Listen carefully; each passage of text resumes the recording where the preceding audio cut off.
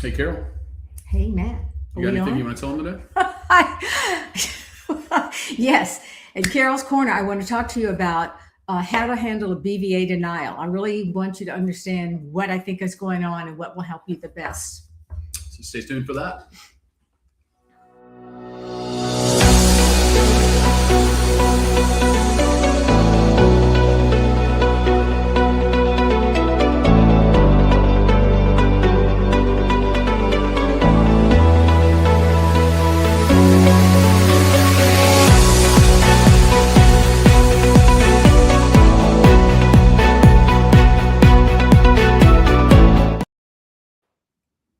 Hey, folks. Matt Hill, Carol Ponton here with another Tactical Claims with Hill and Ponton.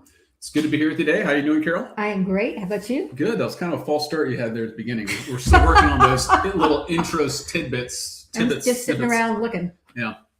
Anyway, we'll be professionals one day. But let's go ahead and jump in and see what we got today. Stories, Sprouts, Stories. Good to see you. A recap from last week. Recently had CMP for allergic rhinitis and sleep apnea secondary to allergic rhinitis. I'm waiting for a decision from VA. They denied allergic rhinitis as service-connected. Sleep apnea claim fails as well. If they deny, yes, that's true.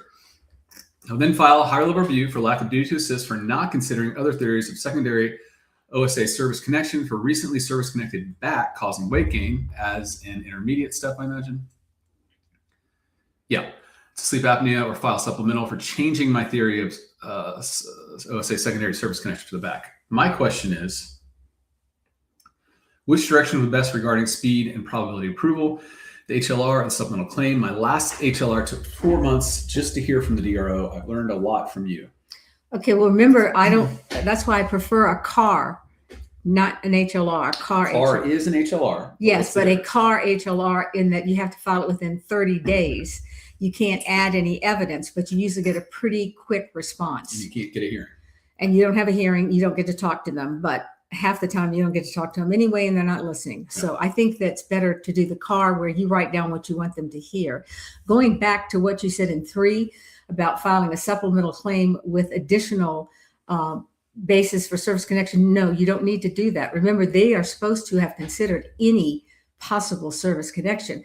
And this gives you 2 different examiners as well. Remember, I'm like Matt, I want to just throw it out there and see what they pick most of the time as service connected. And then if they don't pick the ones that I know, then that gives me a chance to get another review of the claim with a different examiner. I find these examiners are pretty consistent. They'll come in, and if they're going to approve, they approve a lot. If they're not, they just deny everything. And so if you've got one of those denials, this is great that you get a second shot. So that's what I would do. Yeah, they're supposed to consider all theories of service connection. So if they looked at just sleep apnea and not your service connected back, that's on them. That's a duty to assist. So I'm with Carol. Supplemental claim, you're gonna have to submit new evidence. You don't need new evidence here. Yeah. If you can get this denial appealed within the 30 days with a car, and you just say, duty to assist error, did not consider my other service connected condition, they should send that back from their CMP. And you get that, sometimes I get it within a day. It could be a denial, but at least I can move on rather than sitting around waiting. Yeah, that's really, at the end of the day, what we want is to move on. If we get a grant or denial, it's just that we get a decision and we get to make the next step. If they're going to deny us, we'd rather them deny us tomorrow than in 5 months from now. Right. Chris, good to see you. 2 quick questions. First, my case was assigned to a law judge at the board on April 7th. I filed it in July and did the waiver. Is it normal, or are they taking longer? If so, how long are you seeing? Okay. Right. Let's go. First, I'm assuming this was a direct? Yeah, I'd assume so because he waived. Yeah, no, they're getting slower. Yeah, it's, I can't remember. First of all, this is summer. Oh, yeah. And this is going back. So starting in around April, it gets much slower. They go on vacation. Kids are out of school. Now they're going back to school. And then things start picking up. Because they get to the end of their fiscal year, which is next month, and we'll see a flurry of activity then because they got to make their numbers. So I'd say actually between now and end of September, you're going to see a lot of hurry up decisions. All right. Lots probably going to be sloppy, but they're looking to make numbers. And this is why I want to talk about this. When she gets there. The other thing I would say, and I think we discussed this last time, was the influence of AI and how we're seeing a doubling of appeals. The current administration wants to see claims going through faster, so the initial claims are happening as fast as I've ever seen, but the errors are piling up, and so we're seeing these appeals double, and the wait time on those is starting to pile up. So the board was moving quickly about, I'd say, for the last 2 years maybe. And now we're starting to see that slow down again because the number of cases getting thrown up to them on, frankly, pretty straightforward appeals is getting to be a big backlog. Right. Okay. Oh, second one. Issue is SMC aid and attendance, but they did have it listed as SMC housebound. I never formally filed for aid and attendance, but did it turn into aid and attendance form before the decision? But did turn into aid and attendance form decision. Is aid and attendance before the board, or will they only look at housebound and all SMC?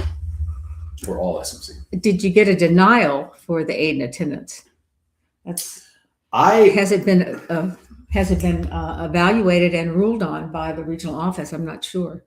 So there's what happens, and then there's what the law says. What the law says is that a special monthly compensation claim is an inferred claim, meaning you do not have to file it. If the evidence adds up to you needing aid and assistance, if that's all in there, then they have to grant that. Now, in actuality, they've got a form. They want to see the form. They want to see a prior claim that was denied. There's nothing you can do about that, unfortunately. That's not the law, but it's an easy remand for the board just to send it back and say, oh, this wasn't considered before. Let's have the RO do this. They have the ability, frankly, I think they have the responsibility to address it and grant it or deny it, but there's nothing you can do to force their hands. I've never seen it. They are strictly by the book. They didn't rule out of the regional office, therefore I can't make a decision, which is crazy. I don't think that's by the book. I think that's by the easy. I mean, seriously, the book says that it's an inferred claim. So anyway, we would most likely, Chris, see that being remanded or ignored. Oh my God, it's ignored. That's even, yeah. You'd hope the board would at least address it. Glenn, depression denied in 99, PTSD granted in 09, missing service records, CMB, ARCOM. Can 38 CFR 3.156C get retro back to effective backdate? Yes, but it's hard now because we're looking at 16, 17 years later. Do you have, in theory, yes, but I would rather have the 09 claim open at this point. If it's not open, theoretically, you could say that claim is still open because it never reconsidered the initial filing date in 99 with these records that had not been put into your file at that point. This is what the case law says, that you have an avenue to do this. It's never really been tested. So I would say this case is going to go to the court if that's what you do, but it's worth trying. Definitely worth trying. Yeah. Yolanda Fergus Adams, good to see you. Slogans rated at 0 with multiple secondary conditions rated at 10 and 20. Since symptoms are debilitating, can I use it for an ANA even though it's 0? Yes. Have the HLR up the rating as C&P examiner said it should be. 100% due to symptoms. During flare-ups, it causes systematic inflammation to the point it cannot walk or use hands, can only lay down and try to sleep. Attacks internal organs. Recent VAED decision against U.S. Air Force finding they created an extra statutorily pre-screening that effectively diverted service members from IDES and protections it guarantees, violated the Administrative Procedure Act when it separated, told no conditions were listed on disability, so not able to apply to VA, put on my DD 214, so didn't file until Air Force buddy told me 4 years later. Have you heard anything about this? Do you handle VR and E appeals? No. A lot going on there. Haven't heard anything about that. We don't really deal with the intricacies of discharge process at all. We don't handle voc rehab either. There's a fella out of Minnesota, Ben. I just forgot Ben's last name. Sorry, Ben, but he does those. He's got a former Air Force service member that specializes in VRE. What else are we looking at here? Go back one.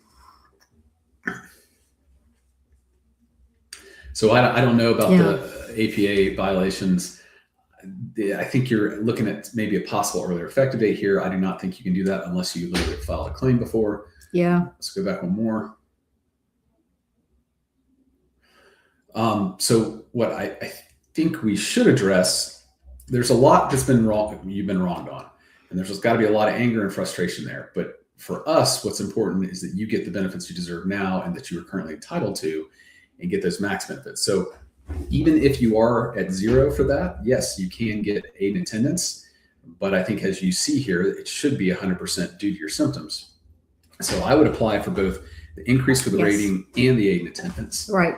And then I'd want to know about flare-ups. How often is that happening? If that happens once a month, okay, great. But if this is happening on a weekly basis, that to me is saying, is there a loss of use here as well? I mean, if you cannot walk, you cannot use your hands, that is very restrictive. It'd be interesting to see what the C&P examiner said, because you're implying that he or she was very favorable. And if that is, I'd definitely go to the BVA. I don't think you're going to get aid in attendance if that hasn't been denied. But I think you should raise that as an inferred claim, and maybe they'll remand it.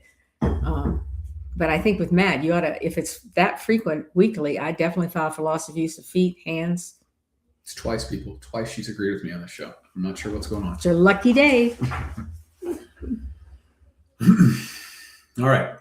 Saddlebrook. I'm currently at 100% P&T, 70 mental health, and my psychiatrist recently increased my serotonin from 100 milligrams to 150 due to worsening depression. Should I pursue TDIU based solely on mental health to qualify for SMCS? Separately, reopen my ED claim for possible SMCK. Given my current 100% P&T, do they potentially additional benefits justify the risk of re-examination reduction? She says yes, but he's only got 70%. He's looking at 100% if he's not working. That's a lot of money. And if the depression is that bad, I think I'd risk it. So I guess other ratings must combine to 60 is what you're saying. Yeah, I think that's what that's the assumption she's making. And that was the question I had. If your other ratings combine to 60, then yes, go for it. If you have a couple other ratings that do not, which I guess she's right, because if you're combined at 100%, you have 170, you know, what's 50%? That's 15, that's 85. So yeah, you got to have at least a 60% rating there. Yeah. So yeah, I agree. Are they going to re-examine you? Yeah. Can they reduce you? You're permanent in total. That doesn't mean that you're protected, but it does mean that they realize that this is probably not getting better. And it sounds like your psychiatrist just prescribed more medication because it's not getting better. So I think you have the fact set up to show that yeah, this is worse, and you know they're not going to go in and be like, oh, you've got more medication, you must be better. So there's always a possibility they can reduce you, but it sounds like the evidence is showing, unfortunately, you are worse. And also remember aid in attendance. Is that an issue? I mean, if your depression is that bad, do you forget doctor's appointments, forget your medication, forget to bathe and dress? Or there are things that you need reminders for. Forget to take things off the stove. If you do, then you should be filing for aid in attendance as well. And then you could use those extra to go farther up the SMC line.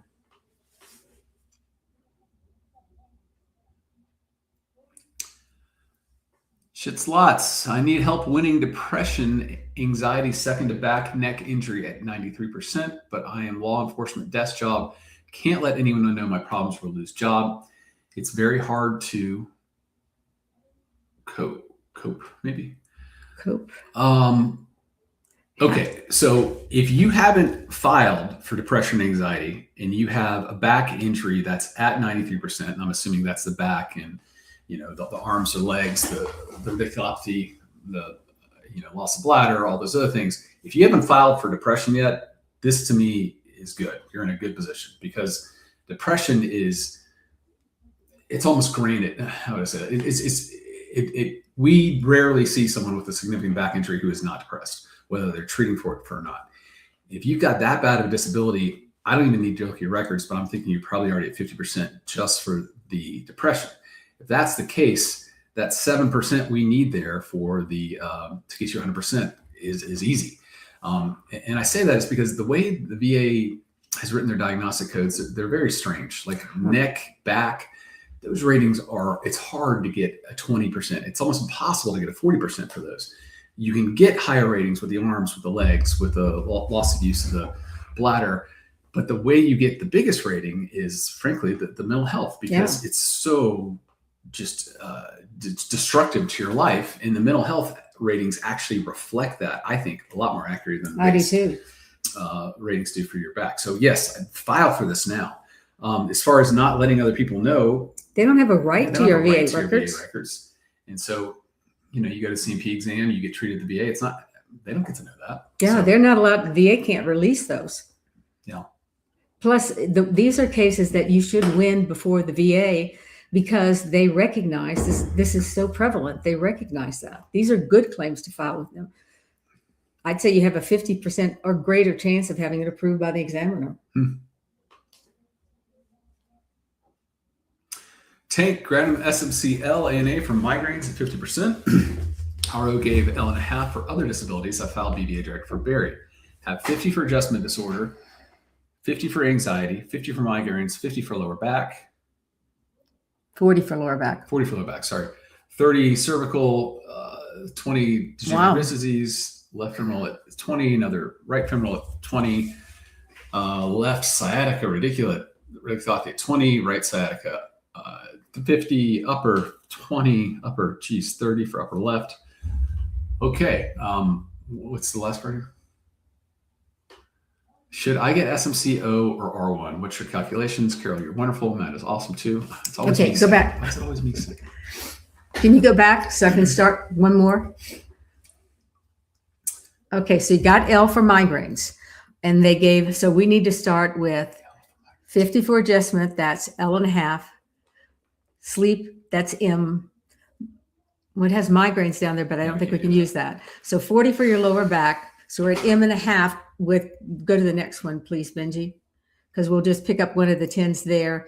Then you've got cervical plus that's 20, that's M.5. N.5, yes, you should get R1.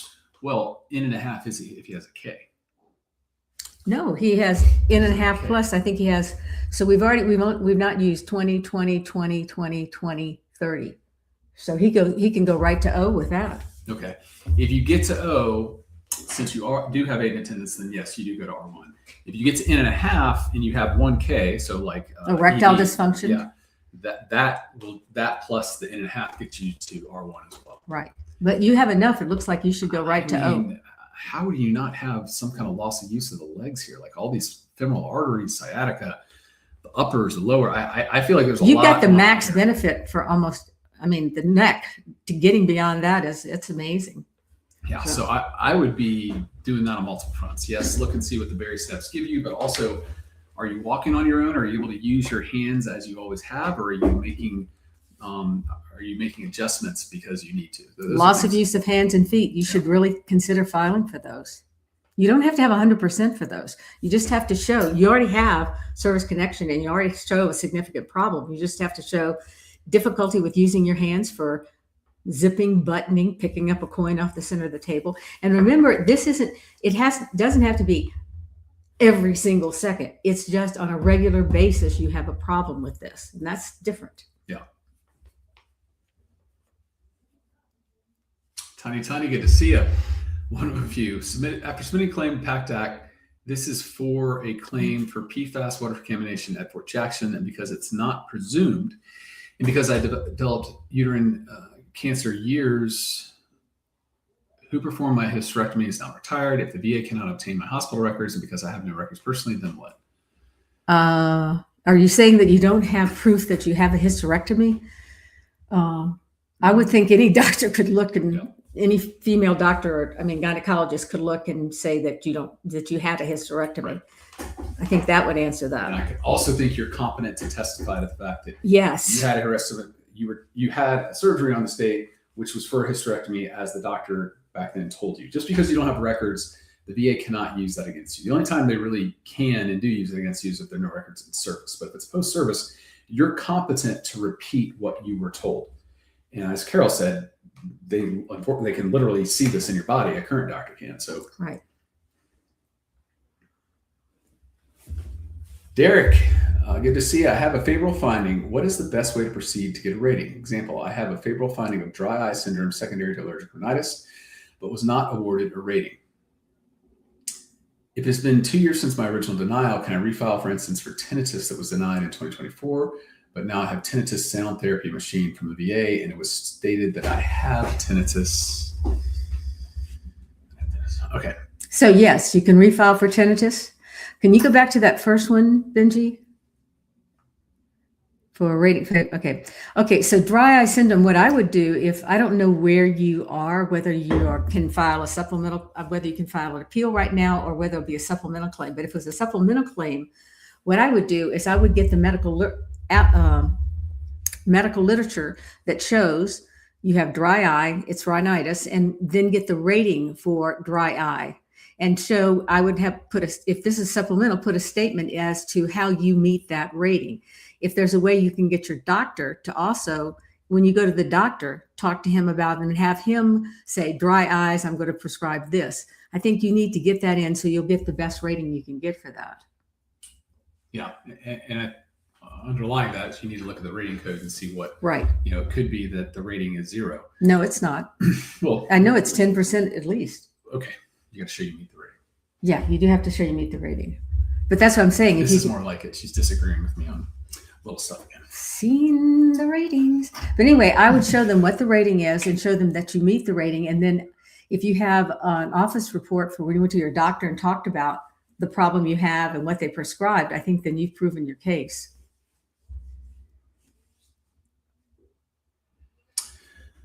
Jim Cinco in 74, honorably discharged 30%, received check from March to September, and they stopped it. Fought from 74 to 2002, 2000 something. Okay. Sounds like you had a lump sum check granted to you and no ongoing disability payment. I don't think so. A lump sum is a lump sum. I would think, I'd like to know why they stopped. Did they send you a letter? Did you move? The two jokers. I would think that there had to be a letter to you saying why they stopped. Did they stop because you moved and they couldn't find you? Did they order a C&P exam? You need to get your C file and see why they stopped. And I need to know that before I could tell you what I think you should do. But they should have told you why they were stopping and gotten a response from you. If you can, so a lot of times people move, they tell them they moved and yet they send it to the old address. That's an open claim. To me, more importantly, you see to make sure you're back getting these benefits now. Right. Looks like you were trying to tell us that, but if you had 30%, you should still have it now.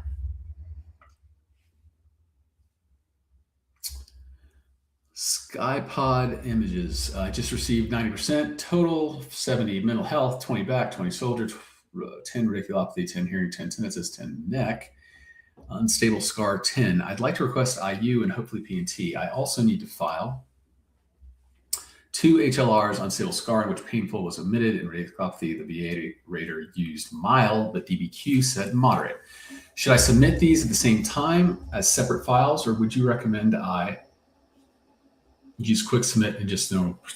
She doesn't have her poster. Somebody was supposed to make her a poster, but what's file everything now.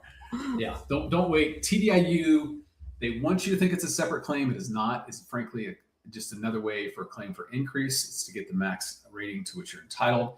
You got to submit that form 21-8940. So you need to, if you haven't sent that in, you need to send that in and say, I would say they failed. They should have awarded TDIU failure to duty to assist. Oh, that's duty to assist. It's just a failed rating.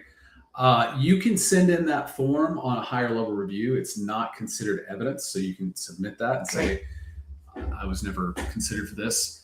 They'll screw that up, but just get it in the record and get going. And everything should go back to the date of these claims. Right. I was never considered, and I was never told that I was entitled to this. They had a duty to tell you that. Okay. So I would continue the appeal.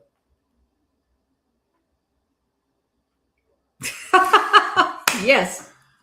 Yes, that's my sign. Linda, another law firm filed intent to file last year in November. If they drop me in 30 days, will I lose the intent to file if I file on my own or go with another law firm like yourself? No, you don't lose the intent. You don't lose it. But here's what irks me about this. When you file, you got to file everything that you wanted to file. Okay. Because if you put that hand down, if you file, if you file, let's say, back, and then 2 months later say, okay, I also have a claim for my my Depression. and my radiculopathy, those claims will not start until the date you file them. So file everything together. Even if they leave, you still get to file everything as long as it's before November. So you got a little ways.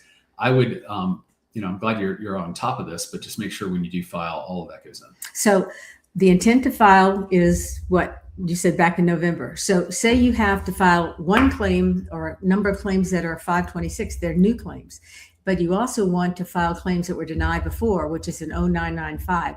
File both the same day, and then all of them are considered and all of them will go back to November. That's really, really important. If you file one the next day, it only starts benefits from that day. So this is really crucial.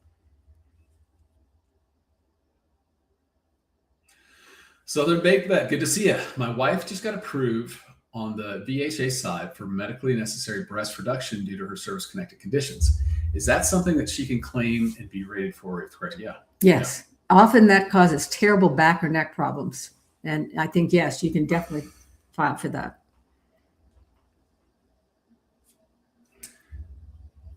Danny Elena, I just had a higher level review deny my glaucoma claim again. I had a favorable VA C&P exam. Finding my right eye glaucoma was aggravated beyond natural progression during service. I didn't read it. Yeah. My longtime treating glaucoma specialist also gave a favorable nexus spin sorting aggravation, but VA later obtained a records-only ACE opinion that was unfavorable. Go to the board. The HLR still relied on the ACE without explaining why the two favorable opinions were outweighed. Is the VA area... She answers the question before I get to read the whole damn thing. I can't wait. Yes. Go to the board. You're actually dealing with, I don't know what you're dealing with. Les incompetents. Yes, go to the board. You've got Nexus. You've got a C&P exam in your favor. Go to the board. Don't give them any more chances to mess this up. And what kind of board? The DVA. No, sorry. What kind of appeal? Direct appeal. You need to file a direct appeal because you've got the evidence you want in the file, and you need to waive the year time limit to file a different kind of appeal or to change lanes. So they call it a Williams waiver. And I think if you Google that, you should find it. I think we might even have an article on our website on it. Sherry, good to see you. I just want to say that we are also very blessed to have you both looking out for us. Thank you from the bottom of our hearts. Nate and Minji too. Thank you. We appreciate that. We do. Linda, I was at Fort McClellan for basic training November 84 to January 85. Can I file for toxic exposures? This is Kurt. Remember, you have to have a problem that cost. So if those toxic exposures caused you to have a disability or disease, yes, you can file. Just being exposed is not a claim. It has to have caused damage. So you have to have a current diagnosed disability. So right. So again, in service, incident, something happened, current disability, nexus between the two. You have the in-service incident of exposure. See, I'm sitting on my arms. No, it likes you better now. I like this. All right. Apparently, if I go like this, it stops, but it never stops. All right. You have the in-service incident. Sorry for the delay there. But as Carol said, until you have a current disability, there's no claim there. All right. Melinda, hi. Is it possible to get TDIU claim recently awarded in December 24 as earlier effective date of 2010? That was the first VA compensation exam date at 30%. Veteran was already receiving Social Security disability benefits, I guess. Okay, is it an open claim? That's my question. Yes, it's possible. Remember, the VA is supposed to consider, if you're not working and they know that, so you need to go back through the file. Does the C&P exam show you're not working? If you're not working and you have a service-connected, say you're scheduler, that means that you had 60% for one disability or a combined rating of 70 for a number with at least one at 40%, then they should have considered you for TDIU. Did they do that? If they didn't, I'd claim that was an open claim. I don't know with the new case law if you're going to get there. The other thing that I would file is that it was an extra schedule. Remember, maybe you didn't meet the 60% for one disability or the 70 for combined, but you weren't working because of the service connected problem, even if it was only 30%. I got a client who went all the way back because he had a back problem at 30% and he was not working. That was the only rating he had, but it kept him from doing his job. And what did the file say though? What did it say? Was there a notation of that in the file?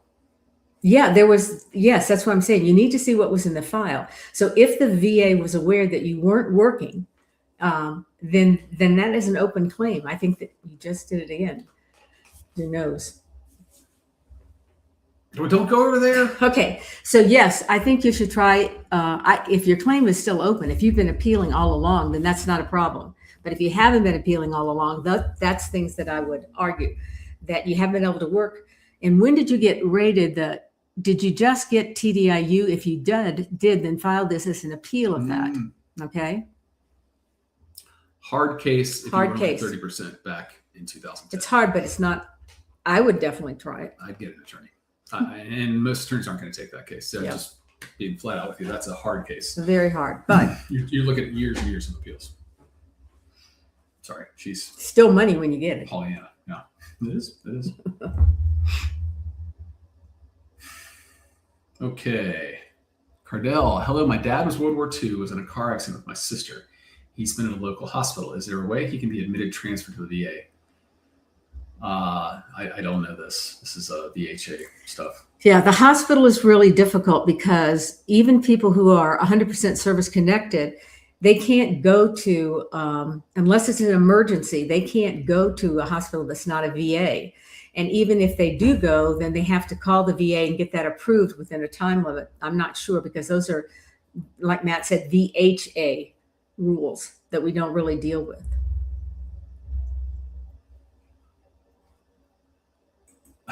Yep, here we go. All right. I think they got an intro, don't they? I don't know. No intro? Benji? No intro. Okay. I want to talk more about SMC and plans for doing that, but I realized that I think I need to tell everyone about the Board of Veterans Appeals. There are judges who are not going to approve your claim, and there are judges who will, and then there are judges somewhere in the middle. And when you have a judge who's not going to approve your claim, and often you can tell that by reading the denial, it just goes on and on and on and takes everything it can against you.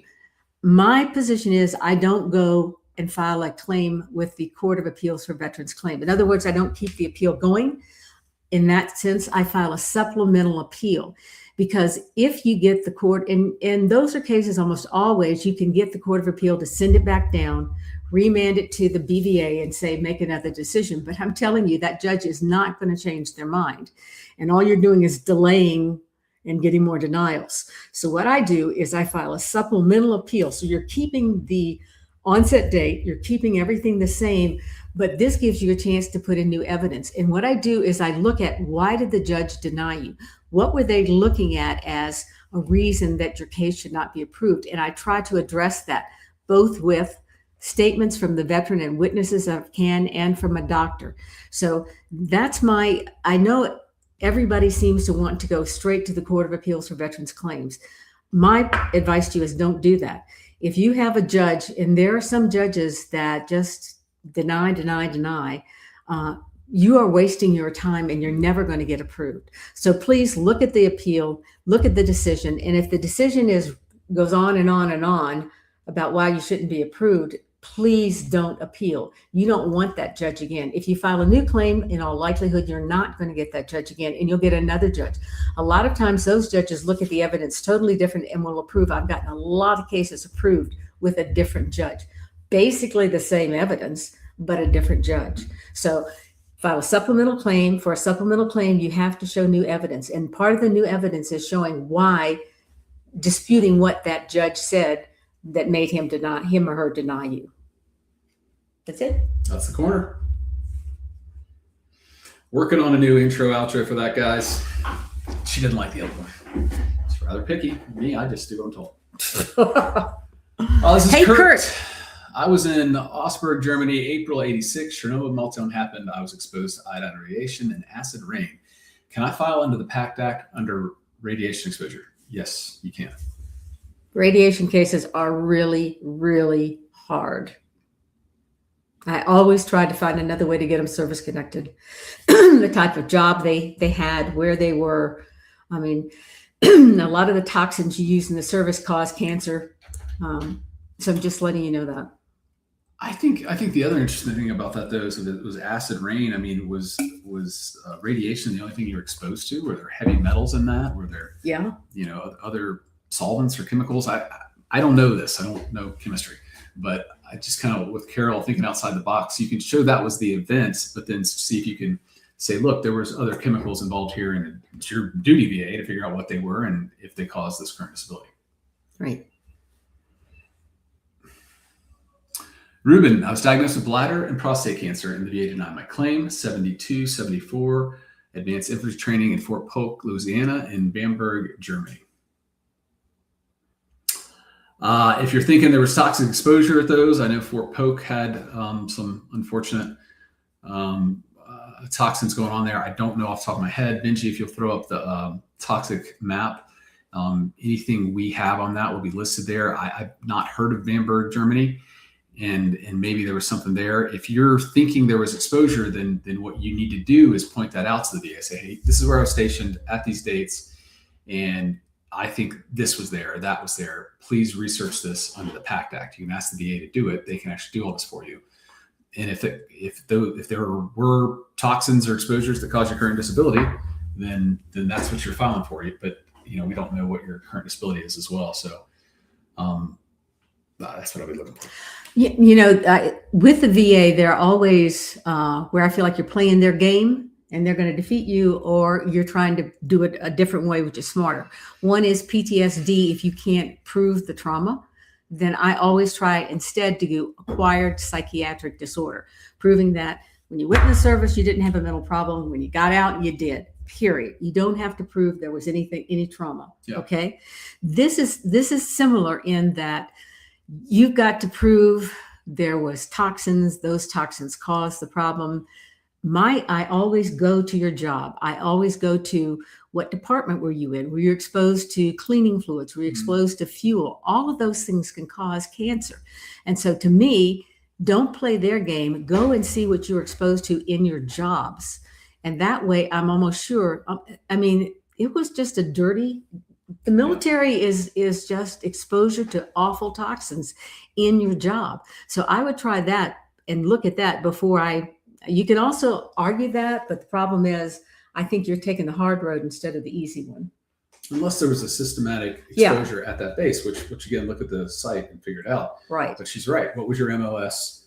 Benji, do we have I thought we also tried to build something on MOS to see what the toxins you're exposed to are. We have all these things, and there's all these things in my head. I don't know which one's where, but we had been compiling over the last 2 decades exposures that were common to certain MOSs. And I don't know, Benji, putting you on the spot, but I don't know if we have that posted, but I don't know if we posted it, but I know that's the first thing I look at. Yeah. And we have some documentation that shows if this was your MOS, this is what you were exposed to. Yeah. And so Benji, I don't know if we have that, but we sure. He'll look in the background. We'll talk more questions. Okay. Glad to be alive. Hello. Me too. When I submitted my claim for SMCL, I had 70 for major depressive disorder. Should I put on the form Berry versus McDonough so that they won't deny me for not having 100%? Okay. Are you saying the only rating you have is 70%? Okay. Even under that, you qualify, but you're not going to win at the regional office because they take the position you have to have 100%. So you would only have a chance of winning at the BVA. It's not a matter of citing Berry versus McDonough. It's a matter of incompetence.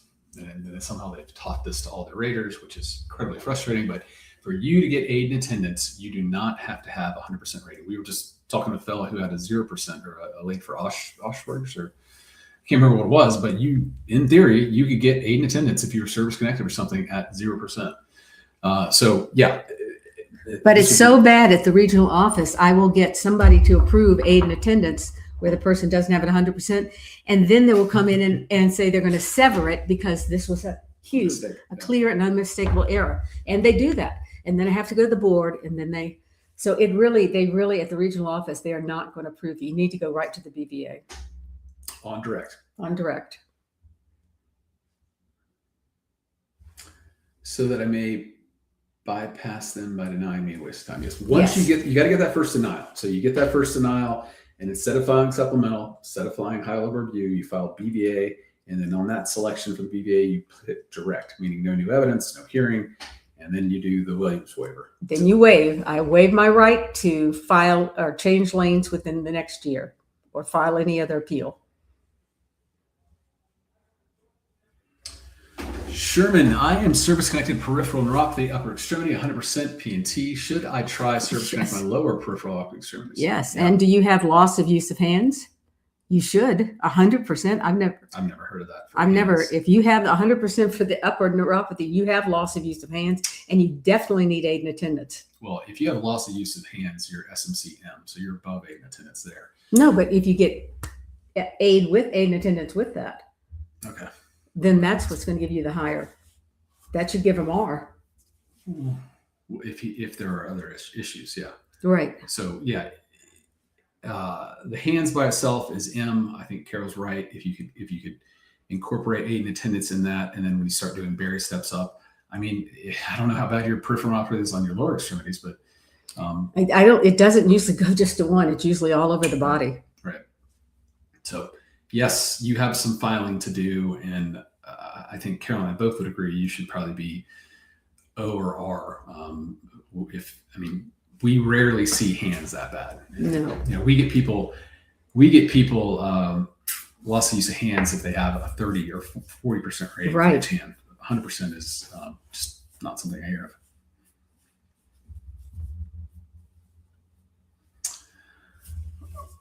of. Michael. Ander, part one, further question about SMCT. Last week, I asked about my husband who has SMCS with 100% for major depressive disorder with TBS and psychosis. When filing for the upgrade, do I file for A&A and then we upgrade it? Or do we file for SMC directly? He has multiple suicide attempts. You file for both. The VA. We're not done with the question. That's part two. Unbelievable. Okay, fine. Answer that. You're a slow reader. God. No, you want to file for both because the VA it's very hard to get SMCT. With this, I think it would be much easier to get aid and attendance and then appeal that, but file both of them. You may have somebody who actually gives you what you deserve and give you SMCT, but I would file both of them. Can I finish? Go ahead, finish reading. He has had multiple suicide attempts and is well documented that he cannot remember medicine and has frequent hallucinations. That doesn't change anything. She's right. File both. And L is kind of a segue to T. See, I won't talk. Yeah, right. Meets SB, 100% P&T. Can I be reduced if I apply 0.0? I don't know what that is. I don't know what it is either. If you get on their radar, there is always a chance you can be reduced.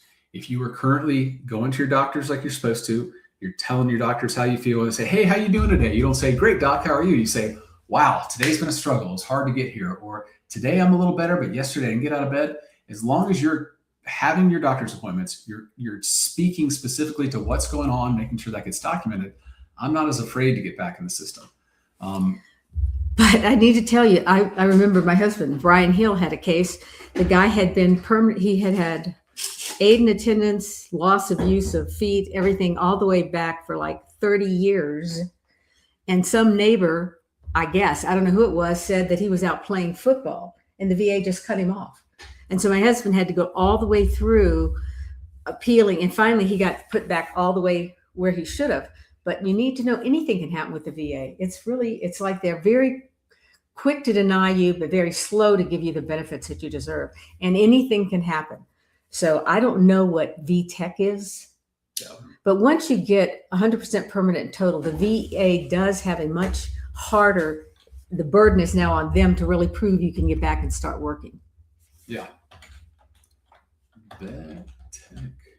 Oh. 2.0. Well, we'll look that up. Veteran employment through technology. I mean, as long as you're not service connected and so this is going to go through the VOC rehab section of the VA. So this doesn't directly go through the benefits section, which means it won't really touch your benefits file. I'd file for it. The 100% rating we see where they do consider employment is really mental health. Otherwise, you'd be 100% for anything else, and working or not doesn't affect that. I'd do it, she wouldn't, which is really weird. Usually she's going to appeal for everything, and I'm not. James, does it matter that a private psych did my 212680, and in those notes, my VA psych said I need assistance with IADLs and ADL, plus VA social worker said the same thing, using both as evidence. Yes. What matters is you have a lot of strong evidence there. Yeah. Already 100%. I have attempted pills and therapy, have horse therapy notes. Is there anything else I can do to strengthen my SMC case for the 100% mental, 50 now, and ANA? I think it sounds really strong. I have dental records from community care dentist showing my hygiene level. The horse therapist wrote a letter as well, looking to see if there's anything else we can do. Thanks. I think you've covered it, don't you? Yeah. I mean, you've got the VA social worker, you've got your own doctor. The VA is still going to send you out for their exam. And hopefully that examiner will look at those. But no matter what they do, go to the board. You've already got really good evidence. Yeah, don't let a shoddy opinion they get turned. Right. And if you've been denied, go to the board. Don't give them another chance to send it up to another C&T. Yeah. All right, guys, I got to cut it off a little early today, so let's go get 3 more questions here. The Veterans Day, good to see you. Happy Tuesday, Carol and Matt. September 25, we submitted 2 212680s for aid and attendance, completed by the VA doctor. One for orthopedic, the other for mental health. Each condition affects unique ADLs like that. I do too. They both denied at the RO. Surprise. Remanded by the board. The RO then ordered new C&P exams, presumably for an increase. If the VA denies it again, does it automatically go back to the board? No. Or will we need to appeal it again from scratch? It's not from scratch, but you have to do a direct appeal off that next denial. Mental health has been continuously pursued since August 21 with an appeal for an effective date currently with the VLJ. If granted aid and attendance, would the effective date go back to 2021? It should. Yes. Or does it go back to as far as ANA? No, it goes all the way back. ANA is speaking to the correct rating. It's not a new claim. Okay, and remember, what should happen and what does happen are usually 2 different things with the VA. They often try to shortchange you by going to the date of the C&P exam. That's wrong. Or as in you're saying the date of the form of the aid and attendance here, also wrong. Yeah, it needs to go back when you started needing aid and attendance. Remember, if you filed a claim for aid and attendance and had been pursuing other claims, you can go back as far as, say they just gave you 70% for mental back to 2018. And that's part of the need for aid and attendance. You can go back to there, even though you just filed your aid and attendance in 2021. So it's when the need for aid and attendance arose, and you have to have an ongoing claim. In other words, say you stopped appealing claims, went 2 years, and then filed aid and attendance, then you're pretty much stuck with the date you filed. Yeah. Buried in here was that beautiful nugget of looking for unique aid and attendance due to 2 different issues, the orthopedic and the mental health. Because that gives you R1. Yeah, 2 aid and attendance, 2 ANAs from L's gives you R1. So that's important that you keep fighting for that. But I can tell you most of the time with the VA, they just go through and they recite everything you've said in there, and then they'll give you service connection for aid and attendance. And they don't distinguish it. And that's a real problem. That's a way to get them to leave hundreds of thousands of dollars on the table. Right. If you're talking 5 years, difference between L and R1 is $5,000 or $6,000 a month. So do not let them do that to you. Yeah. All right, we got 2 more. Rick, can tell us what the new VA rating will start and what are the key points to look out for when filing claims? Also, how does the 5-10 year 55 plus rule apply when a vet is receiving comp at 60%? Veteran who started a claim at the age of 80 years old. I think I did not ask the question correctly. Hopefully I get an answer. I think you probably do. All right, let's go back to the first part.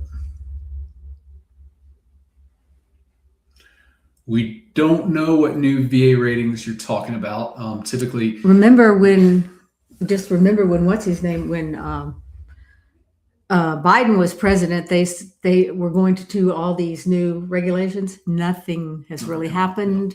And that's why when they propose these things, it's just We have no idea. we have no idea. They didn't do anything on those. Are they going to do anything on these?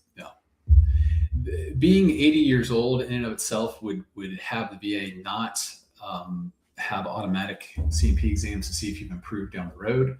5-10-year rule aren't really going to apply there. 55-year rule, again, you're over 55, so that pretty much says the same thing, that they're not going to bring you in for an exam. They're going to assume that the disability is static and not going to get better. That doesn't mean you're protected. They could still reduce you if you come in for an exam or something else, but they're not really going to look at it there. Yeah. All right, last one for today. Cecil, good to see you. Filed for IBS, got 0% because there were no records, and it was an ACE exam. Then I went to my primary care physician who recorded my symptoms, and now I'm doing supplemental, but my symptoms make it look like I'm lying. Will the VA think I added those symptoms on purpose to get a higher claim? My question would be, did you speak to the C&P examiner about your symptoms and they just didn't bother putting them there? If you said earlier you didn't have symptoms and now you're saying you do, then that to me looks like a claim for increase as of now versus when you had that first claim. But when I see that, I always just assume the VA doctor didn't do their job and didn't write things down. And that's why I have you do a statement on a 4138 contradicting, say, I have reviewed the C&P exams. I told the examiner this, this, and this, and they failed to write any of it down. Yeah. I definitely do that with yours, in addition to whatever your PCP is turning in. All right, folks, thanks for joining us. Knowledge is power, and we love all the questions and the research you guys bring here. Until next time, have a great week.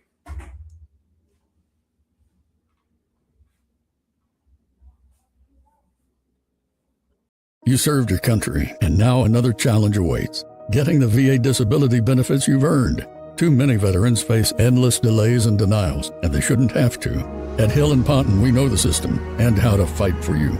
Scan now to download The Road to VA Compensation Benefits, a free guide from Hill and Ponton, trusted VA disability attorneys. For over 30 years, we've helped veterans secure the benefits they deserve. Our free guide helps you avoid common mistakes and know when to call for backup. Scan now or visit hillandponton.com. Oh, that's great. Yeah.